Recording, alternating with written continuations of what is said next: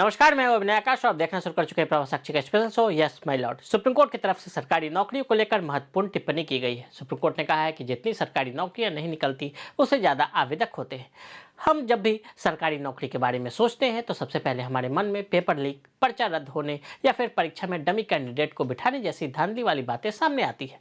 दरअसल ये एक पेपर लीक से जुड़ा मामला है जिस पर सुप्रीम कोर्ट की तरफ से ऐसी टिप्पणियां सामने आई है। सुप्रीम कोर्ट ने एक सरकारी भर्ती परीक्षा में फर्जी उम्मीदवार का इस्तेमाल करने के आरोपी 2 व्यक्तियों को जमानत याचिका खारिज करते हुए कहा कि यह अपराध लोक प्रशासन और कार्यपालिका में लोगों के विश्वास को कम करता है। ये 2 व्यक्तियों में से एक अभ्यर्थी और दूसरा वो व्यक्ति था जिसने सरकारी नौकरी में सिलेक्शन के लिए हुई परीक्षा में उसके स्थान पर पेपर दिया था। शीर्ष अदालत ने इस अपराध को प्रशासन और कार्यपालिका में जनता के विश्वास को कमजोर करने वाला अपराध करार दिया।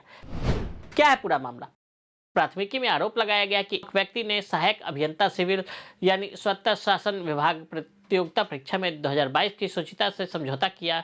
उसकी ओर से एक डमी यानी फर्जी उम्मीदवार परीक्षा में शामिल हुआ। उपस्थित पत्रक के साथ कथित तौर पर छेड़छाड़ की गई तथा फर्जी अभ्यर्थी की तस्वीर मूल प्रवेश पत्र पर चिपका दी गई। पुलिस ने दोनों के खिलाफ मामला दर्ज किया और निचली अदालत ने उनकी जमानत याचिका खारिज कर दी। हालांकि हाईकोर्ट ने उन्हें यह मानते हुए जमानत दे दी कि असली अभ्यर्थी का चयन नहीं हुआ है, दोनों का कोई आपराधिक इतिहास नहीं है और जांच पूरी हो चुकी है। सुप्रीम कोर्ट ने क्या कहा?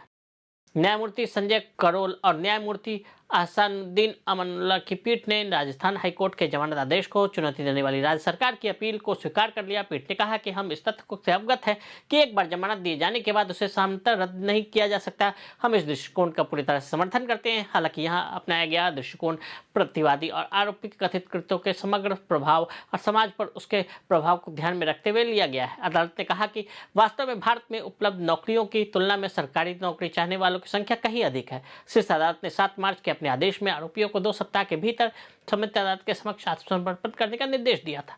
इसमें कहा गया था कि प्रत्येक नौकरी के लिए निर्धारित प्रवेश परीक्षा या साक्षात्कार प्रक्रिया का पालन करना आवश्यक है। अगर आप भी लेना चाहते हैं देश दुनिया की तमाम जानकारी तो आज ही सब्सक्राइब करें हमारे चैनल को।